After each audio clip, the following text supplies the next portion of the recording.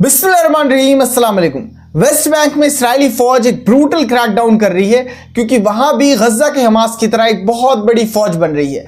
दर्जनों छोटे छोटे ग्रुप्स मिलकर एक साथ एक ऐसी ताकत बन रहे हैं जो वेस्ट बैंक में इस्राएली फौज के कब्जे को एक दिन जरूर खत्म कर देंगे।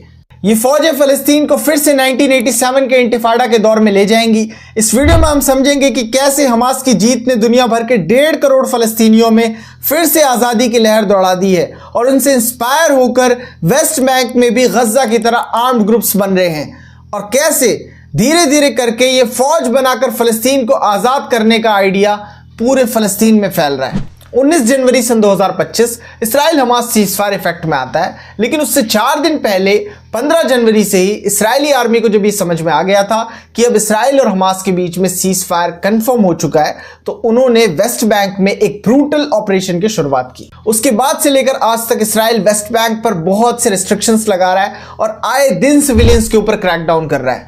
खेतों में किसानों को नहीं जाने दिया जा रहा, लोगों के घर तोड़े जा रहे हैं, सेटलर एक्टिविटीज को बढ़ाया जा रहा है, सेटलर्स घरों पर कब्जा कर रहे हैं क्योंकि उनके पास हथियार हैं और इस्राएली फौज का सपोर्ट है। इन सारे शहरों के ऊपर इस्राएली फौज हमला करके ये दावा कर रही है कि यहां पर जो 2 दर्जन ग्रुप्स मौजूद हैं उन्हें हम खत्म कर रहे हैं या बहुत हद तक हम कामयाब हो गए। लेकिन इस्राएली फौज की हमेशा से एक स्ट्रेटजी रहती है कि वो सिविलियंस के ऊपर हमला करते हैं ताकि जो मिलिट्री विंग है, कहीं पर भी कोई आर्म रेसिस्टेंस है, वो वीक पड़े और अपने आप उन चीजों को छोड़ दे या खुद हथियार डाल दे। लेकिन फिलहाल वो चीजें काम नहीं कर रही हैं। वेस्ट बैंक में भी गजा की तरह आए दिन फौजी और ग्रुप्स बढ़ते हुए जा रहे हैं। वो वीडियोस लॉन्च करते हैं, मिलिट्री ड्रिल्स की, हथियारों की परेड करते हैं और किसी भी बड़े कॉन्फ्लिक्ट में इस तरफ से भी मोर्चा खोलने की बातें करते हैं। इस वीडियो को पब्लिश किया वेस्ट बैंक के एक रेसिस्टेंस ग्रुप तुल-करेम ब्रिगेड ने और उनका कहना है कि अपने हथियारों को तैयार रखो, कभी भी इनकी जरूरत पड़ सकती है। असल जिंदगी तो शहादत है। इस तरह की वीडियोस और एक्टिविटीज बीते दिनों वेस्ट बैंक के अंदर आग की तरह फैल रही हैं और वो बढ़ती हुई जा रही हैं। इस्राएली आर्मी ये सब देखती है और उसके बाद वो एक्टिव होते हैं। इस्राएली एडमिनिस्ट्रेशन उन्हें ऑर्डर देता है कि वो जाकर इन एक्टिविटीज को बंद करें और उनके हथियारों को ले आएं जो फिलहाल वीडियोस के अंदर दिख रहे हैं। हालांकि कन्वेंशनल वॉर में यूज होने वाले हथियार उनके पास बहुत बड़े लेवल पर है। इस्राएली आर्मी एक बार में उसे वहां से नहीं ला सकती। ये लोग कोशिश भी करते हैं। इस्राएली आर्मी अंदर जाती है, कई ऑपरेशंस करती है, उसमें बहुत से फाइटर्स मारे जाते हैं और इस्राएली आर्मी के फौजी भी मारे जाते हैं। मतलब अब वो इस काबिल हो गए हैं कि वो इस्राएली आर्मी से भी लड़ लें। और जब इस्राएली आर्मी सिचुएशंस को कंट्रोल नहीं कर पाती तो वो टेरिटरी जो इनके कंप्लीट कंट्रोल के अंडर आती है, जहां पर बहुत सारी मिलिट्री पोस्ट है, चप्पे चप्पे पर इस्राएली फौज मौजूद है, वहां पर इस्राएली फौज को एयर स्ट्राइक्स करनी पड़ती है इन ग्रुप्स के ऊपर। इसका मतलब ये मजबूर है। फिर जब ये लोग कुछ नहीं कर पाते, ये बाहर आते हैं और ये दावा कर देते हैं कि हमने सारे ग्रुप्स को खत्म कर दिया, सारे हथियार सीज कर दिए। लेकिन जैसे ही इस्राएली आर्मी बाहर जाती है, एक बार फिर से वहां पर मिलिट्री परेड होती है, उसमें उसी तरह के हथियार रहते हैं और वैसी ही वीडियोस को एक बार फिर से पब्लिश किया जाता है। उन वीडियोस को देखकर एक बात तो बिल्कुल साफ हो जाती है कि इस्राएली आर्मी झूठ बोल रही है, उनका ऑपरेशन टोटली फेल रहा है। अब इस बार इस्राएल इन ग्रुप्स को जड़ से मिटाने की कोशिश कर रहा है। उसने एक हिसाब इनके खिलाफ एक अनअनाउंस्ड जंग ही छेड़ दी है। आखिर क्यों? देखो, इस वक्त ये बात सबको पता लग गई कि इस्राएल की हालत खस्ता है। इकोनॉमिकली वो डाउन जा रहा है, उसमें यूनाइटेड स्टेट्स उसको दोबारा से खड़ा करने की कोशिश कर रहा है। उसके बाद मिलिट्रीली वो काफी ज्यादा डाउन हो गया है, मिलिट्री एड आना चालू हो गई है और मे बी वो रिकवर कर जाए। लेकिन इस्राएल की जो एक रेपुटेशन थी सेफ एंड सिक्योर कंट्री की, वो पूरी तरह खत्म हो गई है। फिलहाल एक स्टडी के मुताबिक 75% यूरोपियंस इस्राएल नहीं जाना चाहते क्योंकि उन्हें लगता है कि वहां पर उनका जानो माल का नुकसान हो जाएगा। वो उसे एक थर्ड कंट्री की तरह देख रहे हैं, एक कॉन्फ्लिक्ट जोन जहां जान ही जा सकती है। इस्राएल एक यूरोपियन कॉलोनी है जहां पर जब तक एक छोटे लेवल पर कॉन्टिन्यूस माइग्रेशन नहीं होता रहता, तब तक वो कॉलोनी काम ही नहीं कर सकती। जिसके नाम के आगे भी यूरोप और अमेरिका के अंदर कोई यहूदी टाइटल होता था, उसे लगता था कि एक अपॉर्चुनिटी है, पैसा है, सेफ्टी है, जाते ही सिटीजनशिप मिल जाएगी। इन सारी चीजों के लिए वो फौरन इस्राएल चला जाता था और इस्राएल चलता रहता था। इस हाइप को क्रिएट करने में अमेरिका ने अपने टैक्स पेयर्स के बिलियंस ऑफ डॉलर्स पानी की तरह इस्राएल के ऊपर बहाए हैं, लेकिन अब वो पैसा बर्बादी की तरफ बढ़ रहा है। ये है इस्राएल की पहली परेशानी। तो वो ये सोच रहा है कि अब इन ग्रुप्स को खत्म करके कम से कम वो सिक्योरिटी को अपनी टेरिटरी में मजबूत करे। लेकिन ये चीजें उतनी आसान नहीं है। दूसरी परेशानी है आइडिया ऑफ हमास फेमस हो रहा है। अब अगर आप ध्यान से देखोगे तो आज से 30-40 साल पहले हमास भी एक बहुत कमज़ोर ऑर्गेनाइजेशन थी। 1984 से 87 के बीच में इनका राइज हो रहा था, इंतिफाडा से कुछ साल पहले और इंतिफाडा के बीच में। उस वक्त भी कुछ ऐसी छोटी मोटी क्लिप्स आती थी जिसे देखकर और हमास को स्टडी करके उस वक्त लोग कह रहे थे ये तो स्टोन एज आर्मी है, ये तो पत्थरों से और गुलेरों से लड़ने वाले लोग हैं, फ़लस्तीन कभी नहीं बन पाएगा। लोग मजाक बना रहे हैं, इसराइली हंस रहे हैं, अमेरिकन हंस रहे हैं। लेकिन 40 साल के बाद क्या होता है, इसराइलियों और अमरीकियों को एक साथ हराकर ये सीज फायर के लिए मजबूर करते हैं और एक आदमी के बदले 50-50 लोगों को छुड़ाते हैं और अपने पूरे मुल्क में, अपनी पूरी कौम में एक चीज मशहूर कर देते हैं कि हम आर्म स्ट्रगल से भी इन लोगों को मैनेज कर सकते हैं। तो डर ये है कि कहीं ये जो आइडिया ऑफ हमास है ये वेस्ट बैंक ना आ जाए, क्योंकि अगर ये वेस्ट बैंक आता है तो पूरे इसराइल में एनार्की पैदा हो जाएगी। इसराइल फेल्ड स्टेट कहलाने लगेगा, एक थर्ड कंट्री की तरह। इनसिक्योरिटी होगी, इकोनॉमी वीक हो जाएगी, कोई इन्वेस्टमेंट नहीं करेगा, कोई आएगा नहीं। वैसे ही 10 लाख लोग देश छोड़कर भाग चुके हैं, आगे और भी भागेंगे। तो इससे जो कॉलोनी का कॉन्सेप्ट है वो पूरी तरह खत्म हो जाएगा। 2 स्टेट सॉल्यूशन के लिए इसराइल को राजी होना पड़ेगा। तो वो मौके की सीरियसनेस को समझ रहा है, इसीलिए वो इन ग्रुप्स के ऊपर बहुत ज़्यादा क्रैकडाउन कर रहा है ताकि ये ख़त्म हो जाए। क्योंकि हमास ने तो अपनी शुरुआत बहुत नीचे से की थी, वो यहाँ तक पहुँच गया कि उसको ख़त्म नहीं किया जा सकता। और इन ग्रुप्स के पास तो अभी से ही वर्ल्ड क्लास गन्स हैं, तो आगे 5-10 साल के बाद तो ये पूरी कंट्री में एनार्की मचाने के लिए काफ़ी होंगे। तो वो इस पॉपुलर पैलेस्टीनियन अपराइजिंग को दबाना चाहता है। देखो, हमास एक फेमस ग्रुप है, इसलिए हमें ऐसा लगता है कि हमास ही एक लौता ऐसा ग्रुप है जो लड़कर फ़लस्तीन को आज़ाद कराना चाहता है। ये उनकी आइडियोलॉजी है और सिर्फ उनके मेंबर्स ही ऐसा सोचते हैं, लेकिन ऐसा नहीं है। हमास एक आइडिया है, एक स्ट्रगल है, एक मूवमेंट है, एक पैलेस्टीनियन आर्म्ड रेसिस्टेंस का आइडिया। क्योंकि पूरी दुनिया में किसी भी मसले को ख़त्म करने के सिर्फ 2 ही रास्ते होते हैं। एक रास्ता पीसफुल पॉलिटिकल सॉल्यूशन, जहां हम बैठकर बातचीत करते हैं और बातचीत करके मसले को सॉल्व करते हैं, जो 1993 से अमेरिका बेवकूफ़ बना रहा है ऑस्लो अकॉर्ड के जरिए, हालांकि उसने उस पर अमल नहीं किया। उसके बाद एक दूसरा तरीका होता है मिलिट्री सॉल्यूशन, जहां हम फौजी ताकत के जरिए अपनी बात को मनवा लेते हैं, या तो हम सामने वाली फौज को इतना ज्यादा परेशान कर देते हैं कि वो किसी पॉलिटिकल सॉल्यूशन पर आ जाता है। यही तरीके हैं मामले को खत्म करने के। फलस्तीनियों को भी ये बात अच्छे से मालूम है। फलस्तीनियों की परेशानियां क्या थी, 3 स्टेजेस में आप उनके स्ट्रगल को समझ सकते हैं। जो सबसे पहला स्टेज है उनके स्ट्रगल का, वो है अरब यूनिटी वाला स्टेज। उस वक्त जब ब्रिटिशर्स उनके मुल्क को तकसीम करके चले गए थे, सारे अरब ममालिक इकट्ठा थे कि हम इस फ़लस्तीन मुल्क को एक बार फिर से बनाएंगे, यहाँ पर कोई इसराइल नहीं बनेगा। उनका बिल्कुल क्लियर था और इसके लिए वो सारे मुल्क लड़ने के लिए भी तैयार थे। सारे अरब लीडर्स अरब नेशनलिज्म के नाम पर फ़लस्तीन के कॉज को सपोर्ट कर रहे थे। शाह फैसल, जमाल अब्दुल नासिर, कॉलोनल गद्दाफी, सद्दाम हुसैन, इन सारे लोगों ने अपने अपने दौर में फ़लस्तीन को सपोर्ट किया है। जंग भी हुई, उसमें कामयाबी इसलिए नहीं मिली क्योंकि अमेरिकन और वेस्ट एक साइड थे इसराइल के साथ, फिर रशिया भी छुपे तौर पे इसराइल के साथ था।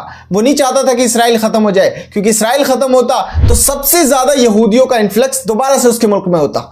फिर आता है सेकंड फेज, जिसमें अरब्स पीछे हटने लगते हैं, क्योंकि अब उनके लिए उनके जाती मफादात ज्यादा जरूरी हो गए थे। अब ग्लोबल मार्केट काफी ज्यादा इंटीग्रेटेड हो गया, सो कॉल्ड ग्लोबलाइजेशन आ गया, जिसके बाद अरब्स के लिए उनके बिजनेस इंटरेस्ट ज्यादा जरूरी हो गए। फिर उन्होंने फलस्तीनियों को सपोर्ट करना बंद कर दिया।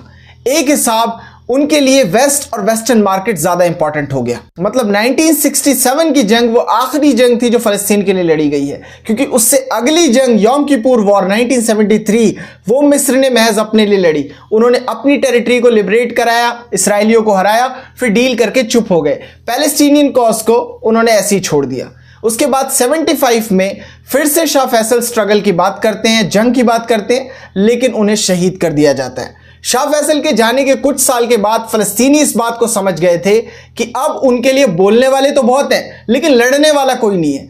इसीलिए उनके जाने के लगभग 12 साल के बाद 1987 में फलस्तीनी खुद जो भी उनके हाथ में था, जो भी चीजें उनके घरों में थी, उसे लेकर खड़े हो जाते हैं अपने मुल्क को आजाद कराने के लिए। और इसी दौर को कहा जाता है फर्स्ट इंतिफाडा। 1987 से 1993 तक 6 साल ये स्ट्रगल चलता है और इस दौर में फलस्तीन के अंदर एक के बाद एक कई आर्म्ड ग्रुप्स बन रहे थे। तंजीम, हमास का जो मिलिट्री विंग था इज़्मुद्दीन अल-कस्साम ब्रिगेड, फिर पैलेस्टीनियन इस्लामिक जिहाद, ये सारी ऑर्गेनाइजेशंस उस सेम दौर में बन रही थी। उस वक्त फ़लस्तीन के अंदर आज़ादी के लिए सबसे मशहूर आइडिया था कि फ़ौज बनाओ, हथियार उठाओ और अपने मुल्क को आज़ाद करा लो। और ये आइडिया तेज़ी से मशहूर हो रहा था, फ़लस्तीनी इसे सपोर्ट कर रहे थे।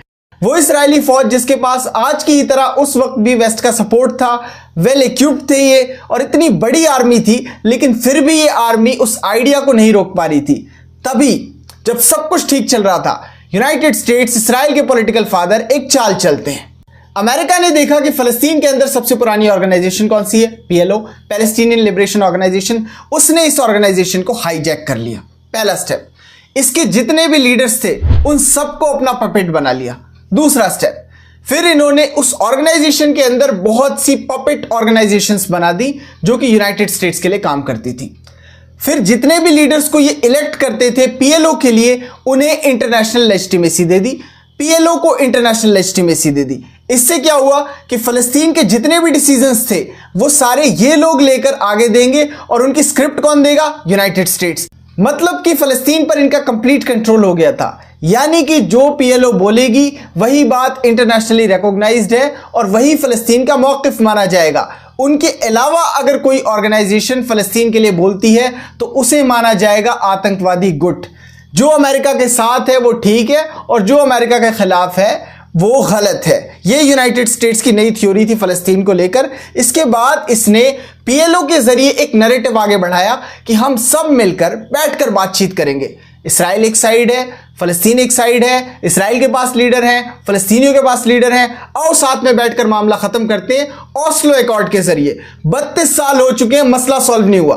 यूनाइटेड स्टेट्स के दिमाग में सिर्फ एक चीज़ थी कि किसी तरह फ़लस्तीनी सोसाइटी को 2 पार्ट्स में डिवाइड करके इन्हें आपस में लड़वा दो ताकि ये खुद लड़ते रहें और फ़लस्तीन कभी बन ही ना पाए। ये था सेकेंड फेज़। उसके बाद आता है थर्ड फेज़। ये काफ़ी इंटरेस्टिंग है। अब आर्म्ड रेसिस्टेंस ग्रुप्स एक बार फिर से स्ट्रांग हो रहे हैं और पैलेस्टीनियन लिबरेशन ऑर्गेनाइजेशन की लेजिटिमेसी फ़लस्तीनियों के बीच में ख़त्म होती जा रही है। वो समझ चुके हैं कि एक पपेट ऑर्गेनाइजेशन है। हमास की जीत से आइडिया ऑफ आर्म्ड रेसिस्टेंस एक बार फिर से उम्मीद बन रहा है। अब हमेशा हमें ये लगता है कि हमास एक हार्डलाइन ऑर्गेनाइजेशन है, इसलिए वो फ़ौज, जंग, जिहाद, इन सारी चीज़ों की बात करते हैं और इसी तरह वो अपने आज़ादी का कॉन्सेप्ट रखते हैं। लेकिन ऐसा नहीं है। फ़लस्तीन के अंदर मॉडरेट्स का भी यही कॉन्सेप्ट है। ये है मरवान बरगूती, फ़लस्तीन के एक मॉडरेट लीडर। इन्हें पैलेस्टीनियन सोसाइटी में पैलेस्टीनियन मंडेला कहा जाता है, यानी कि एक अमन पसंद आदमी जो अमन का पैरोकार है और सारे मामले को बातचीत कर कर ख़त्म करना चाहता है।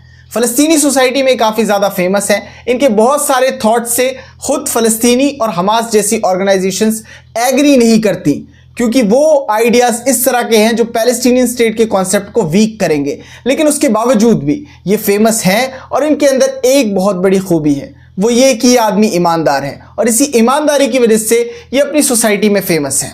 ये 2 स्टेट सॉल्यूशन के लिए राज़ी थे और कह रहे थे अब जब यहूदी यहाँ पर आ ही गए हैं तो एक देश इन्हें भी बनाकर दे देते हैं इसराइल, हम फ़लस्तीनी अपने लैंड पर रह लेंगे, 2 स्टेट सॉल्यूशन सबसे बेहतर है। अब ये बेचारे वापस कहाँ ही जाएंगे। ये इस आदमी के थॉट्स हैं। मतलब इतना ज़्यादा प्रोग्रेसिव आदमी, लेकिन इन्हें भी हथियार उठाना पड़ता है जब इन्हें यह पता लगता है कि यूनाइटेड स्टेट्स इन्हें ऑस्लो अकॉर्ड के ज़रिए झांसा दे रहा है, यूनाइटेड स्टेट्स धोखा दे रहा है, वो कभी इनका मुल्क नहीं बनने देगा। तो इन्होंने अपनी एक ऑर्गेनाइजेशन बनाई। 2 ही साल के बाद 1993 में ऑस्लो अकॉर्ड आया, 95 में इन्होंने तंजीम बनाई और तंजीम के साथ लड़ना शुरू कर दिया। उसके बाद इसराइल इन्हें अरेस्ट करके जेल में डाल देता है। तब से लेकर आज तक ये जेल में है। एक ऐसा आदमी जो बिल्कुल हार्डलाइनर नहीं है, उसने फौज का रास्ता चुना। तो ऐसा नहीं कि सिर्फ इस्लामिस्ट और हार्डलाइनर्स ही जंग करके या फिर स्ट्रगल करके आज़ादी को हासिल करने की बात कर रहे हूं। ये फ़लस्तीन के अंदर एक पॉपुलर आइडिया है जो एक बार फिर से राइज हो रहा है।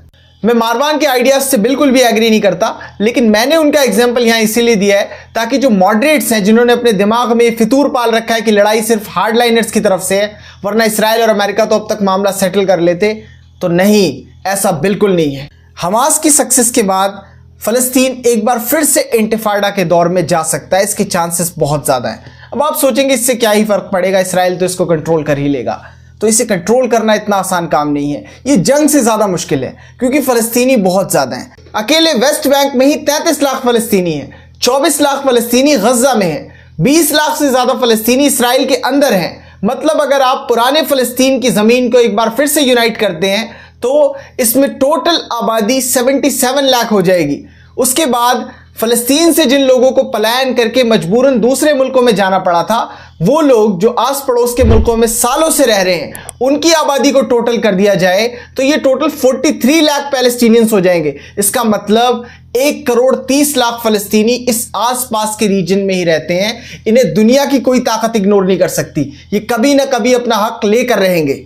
इसीलिए वो वेस्ट बैंक में ऐसा कर रहा है कि पहले ही ब्रूटली इस रेवोल्यूशन को दबा दिया जाए, कहीं कुछ सालों में ये हमास की तरह ताकतवर ना हो जाएं। और अगर वेस्ट बैंक में इस तरह की कोई ऑर्गेनाइजेशन मजबूत होती है, इसका मतलब अब फ़लस्तीन का मतलब सिफर नहीं है। इस वक्त वहां कुछ ग्रुप्स हैं, कुछ ऐसी ऑर्गेनाइजेशंस हैं, कुछ ऐसी ताकतें हैं जो इसराइल के साथ भिड़ सकती हैं। और इससे एक बात तो साफ हो जाएगी कि जब तक मिडिल ईस्ट में फ़लस्तीन नहीं बन जाता, वहां अमन नहीं होगा। तो मुसलमानों को अपने फायदे के लिए कि उनके रीजन में अमन रहे, वहां पर फ़लस्तीन बनाने की पूरी कोशिश करनी चाहिए और इसमें फ़लस्तीनियों का साथ देना चाहिए। ऐसा नहीं है कि आप उनकी मदद करेंगे तो ही फ़लस्तीन बनेगा। वो आपसे मदद सिर्फ इसलिए मांग रहे हैं क्योंकि इस्लाम में इस्लामिक ब्रदरहुड का कॉन्सेप्ट है, वरना अल्लाह काफ़ी है, मुल्क तो बनेगा। इस वीडियो में बस इतना था। वीडियो को शेयर करें। Thank you so much for joining us.